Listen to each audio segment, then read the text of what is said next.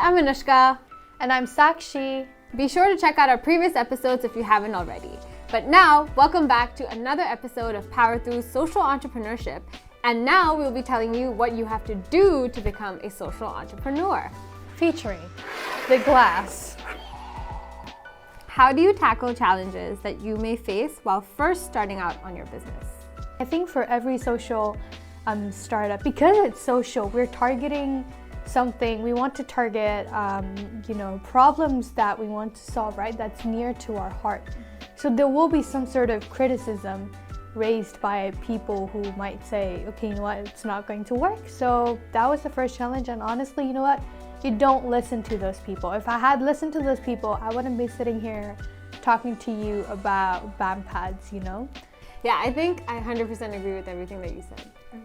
What are some good platforms to try out or practice pitching or working on business ideas? Oh, that's a really good question, actually.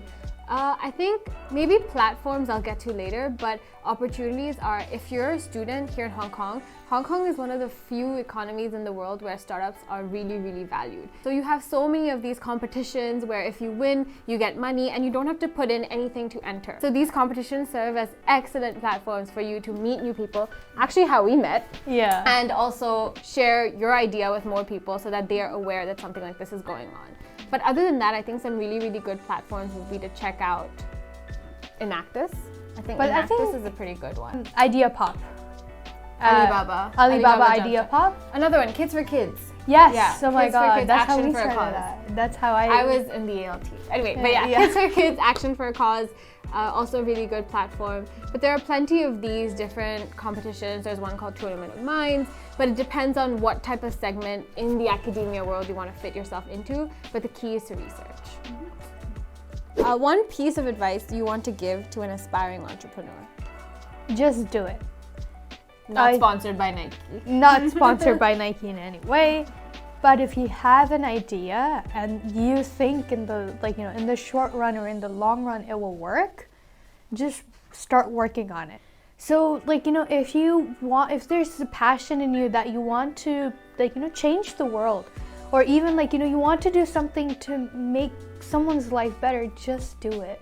Because chances are, if you have the passion, if you have the idea, people will back up your idea.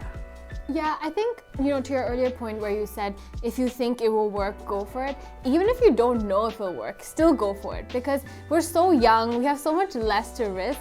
If the world is telling you something isn't working, at least you know you tried. 5 years down the line, you're not going to think back and be like, shucks, I should have tried and seen what things would have panned out to be like.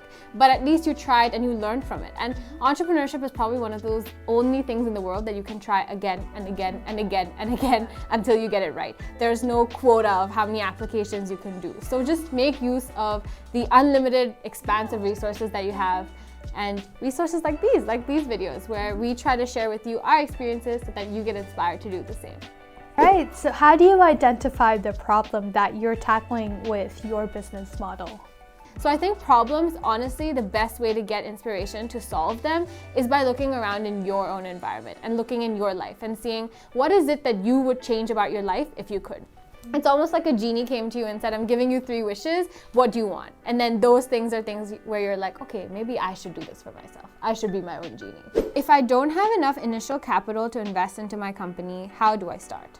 I think Hong Kong is such a great place, honestly, for startups that you don't even need to put money out of your own pocket. So it just leads back to participating in these competitions. I think another very key thing to remember with funds is to prioritize.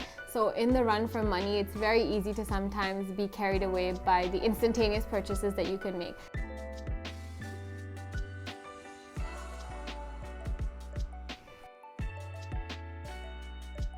Thank you so much for joining us this month through all of the 4 episodes. We hope you really enjoyed and that you learned something. With that, see you in the next pitching competition, or we see you having your own aspiring business. If you have any questions about how to start your own social enterprise, comment down below or DM us Power Through to get your questions answered. Bye!